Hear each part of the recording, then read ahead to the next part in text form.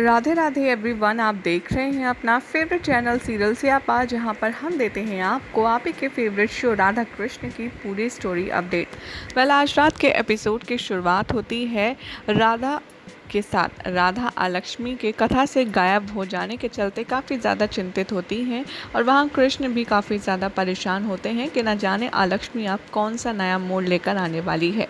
तभी वहाँ पर अलक्ष्मी गुरु शुक्राचार्य से मिलने पहुँच जाती है और महादेव ये सब देखकर बहुत ही ज़्यादा गुस्सा कर रहे होते हैं और कहते हैं कि मेरा ही परम भक्त, मेरे ही आराध्य नारायण को अपना परम शत्रु समझता है। यहाँ पर गुरु शुक्राचार्य अलक्ष्मी को देखकर बहुत ही ज़्यादा प्रसन्न हो जाते हैं और वो कहते हैं कि अलक्ष्मी, फाइनली तुम मुझसे मिलने आ ही गई। यहाँ पर कहती हैं गुरु शुक्राचार्य अलक्ष्मी को समझाते हुए कि लक्ष्मी से मेरा कोई बैर नहीं है, किंतु नारायण मेरा सबसे बड़ा शत्रु है। तुम्हें राधा कृष्ण की एकता को चुनौती देनी होगी। कृष्ण कभी भी राधा को पराजित नहीं होने देगा। उधर श्री कृष्ण कथा सुना रहे होते हैं धैर्य लक्ष्मी की और कहते हैं कि हर किसी को धैर्य रखना आवश्यक है, क्योंकि जो धैर्य नहीं रखता वो ज़िंदगी में कभी भी कुछ नहीं हासिल कर सकता। एक एक करके श्री कृष्ण यहाँ पर सारी लक्ष्मी की कथा सुना रहे होते हैं, तो वहीं गुरु शुक्राचार्य अलक्ष्मी को ज्ञान दे रहे होते हैं कि एक एक करके कौन सी लक्ष्मी को कैसे पराजित किया जा सकता है। बाद में गुरु शुक्राचार्य कहते हैं कि अगर विजय लक्ष्मी तुम चाहती हो कि तुम्हारे हक में हो तो तुम्हें विद्या लक्ष्मी पर अपनी विजय प्राप्त करनी होगी। अगर तुम विद्या लक्ष्मी को पराजित कर देती हो तो तुम्हारी सारी पराजय विजय में परिवर्तित हो जाएंगी। यानी कि सारी शक्तियों की सिर्फ एक ही शक्ति है जिसका नाम है विद्या लक्ष्मी, और ज्ञान से बड़ी कोई चीज़ नहीं होती। तुम कुछ भी करो, लेकिन कुछ भी करके ऐसी योजना बना लो कि विजय तुम्हारी ही हो। इससे पूर्व कि कृष्ण सभी को विद्या लक्ष्मी की कथा सुनाए, तुम उसकी कथा में जाकर के विघ्न डाल दो। कृष्ण की सबसे बड़ी शक्ति विद्या अर्थात सरस्वती ही है। उसकी कृपा से ही कृष्ण को ज्ञान और संगीत मिला है। यदि तुम कथा में बाधा उत्पन्न कर दो तो कृष्ण राधा को विद्या लक्ष्मी की कथा यानी कि ज्ञान नहीं दे पाएगा, जिसकी वजह से राधा हमेशा हमेशा के लिए कृष्ण को भूल जाएगी। इन दोनों का ये सब प्लानिंग देखकर महादेव और गौरी माँ को बहुत ही ज़्यादा क्रोध आता है। यहाँ पर गौरी माता कहती है महादेव से कि ये सब क्या हो रहा है, अलक्ष्मी तो अपने मार्ग से भटक ही रही है। यहाँ पर महादेव कहते हैं कि स्वर्ण की शुद्धता को परखने के लिए उसे तपना होता है और ये परीक्षा देवी राधा की है। इसके लिए उन्हें परिस्थिति दी गई है और उस चुनौती का सामना उन्हें करना ही होगा। यहाँ पर गुरु शुक्राचार्य एक बार फिर से अलक्ष्मी को ज्ञान देते हुए कहते हैं कि यदि राधा को कृष्ण का ज्ञान प्राप्त नहीं होगा तो वो प्रेम को भूल जाएगी।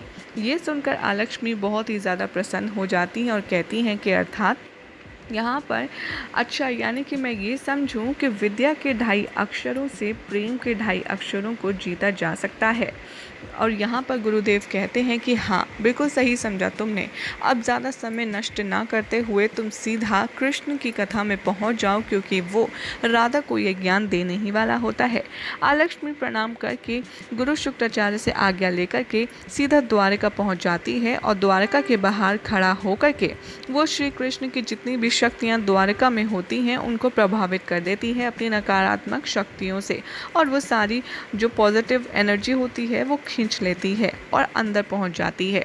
वहाँ पर श्री कृष्ण कहते हैं सबसे कि अब जो कथा मैं आप सबको सुनाने जा रहा हूँ उसे आपको बहुत ही ज़्यादा ध्यानपूर्वक सुनने की आवश्यकता है, और क्योंकि अब जो कथा है वो है ज्ञान की देवी विद्या लक्ष्मी की। और जैसे ही सब सुनने के लिए सज्ज होते हैं वहाँ पर अलक्ष्मी आ जाती है और अलक्ष्मी को आता देख राधा एकदम शॉक खड़ी हो जाती हैं। वो कहती हैं कि क्या हुआ लक्ष्मी, यानी कि क्या हुआ ज्येष्ठा, कोई अत्यंत महत्वपूर्ण बात है क्या जो तुमने कृष्ण को कथा के बीच में रोक दिया।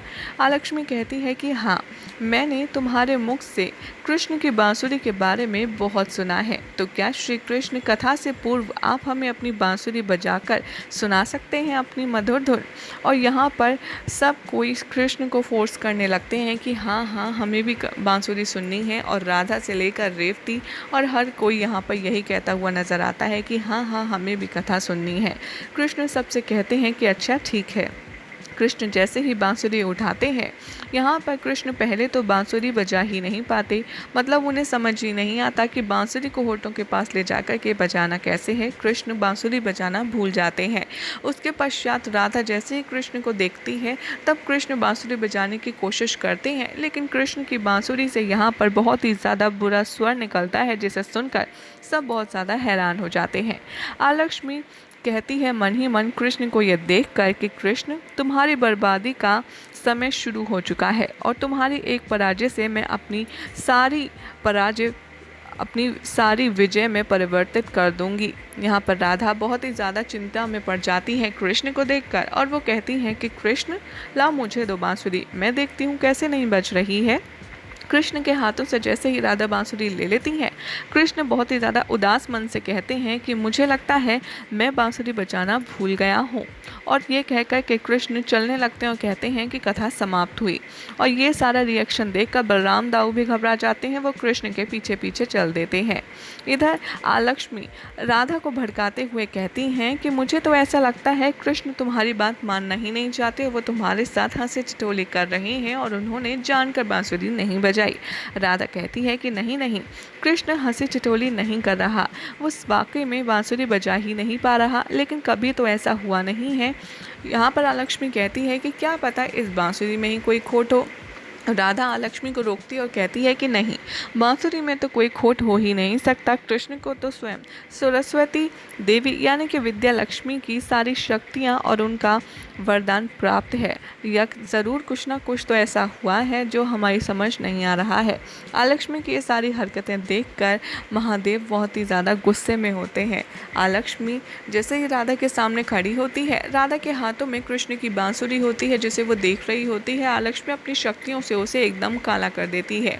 ये देखकर महादेव को इतना ज़्यादा गुस्सा आता है कि वो अपने कैलाश से उठ जाते हैं और गुस्से में कहते हैं, आलक्ष्मी ने अब सारी हदें पार कर दी हैं, अब इसे मेरे प्रकोप से कोई नहीं बचा सकता। इसने मेरे श्री कृष्ण मेरे आराध्य की बांसुरी के साथ अपनी कुदृष्टि डाली है, अब इसे मेरे क्रोध से कोई बचा नहीं सकता। जैसे ही महादेव अपना त्रिशूल लेकर जा ही रहे होते हैं, गौरी माँ उन्हें रोकती हैं और कहती हैं कि रुक जाइए प्रभु, आपके जाने से यहाँ पर बात और ज़्यादा बिगड़ सकती है। उधर दाऊ परेशान होते हैं, कृष्ण से पूछते हैं कि आखिर आलक्ष्मी क्या कर रही है, तुम्हारी शक्तियों के साथ वो छेड़छाड़ कैसे कर सकती है।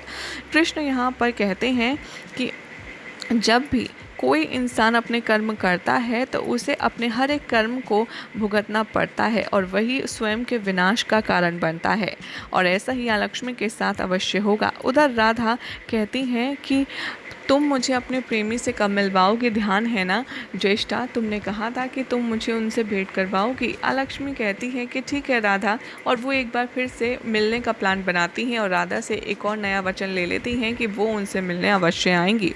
उधर राधा की ये बेवकूफ़ी देखकर आलक्ष्मी मन ही मन बहुत प्रसन्न होती है, और फिर दिखाया जाएगा कि शाम आलक्ष्मी की ढेरों तारीफ करता है और वहाँ पर आलक्ष्मी एक और बड़ा राज खोलते हुए कहती हैं कि अब तुम देखना, राधा धीरे धीरे सब कुछ भूल जाएगी, उसका नाम, उसकी पहचान, उसका प्रेमी, उसका कृष्ण, सब कुछ। और ये सुनकर कृष्ण काफ़ी ज़्यादा अपसेट होते हैं। यही हो जाएगा आज रात के एपिसोड का एंड, जिसके बाद कल क्या होगा आपको बताएंगे हम अपनी नेक्स्ट रिपोर्ट में। लेकिन अगर आपको ये अपडेट अच्छी लगी तो वीडियो को लाइक शेयर करके हमारे चैनल सीरियल सियापा को ऐसी मज़ेदार अपडेट्स के लिए सब्सक्राइब ज़रूर करें।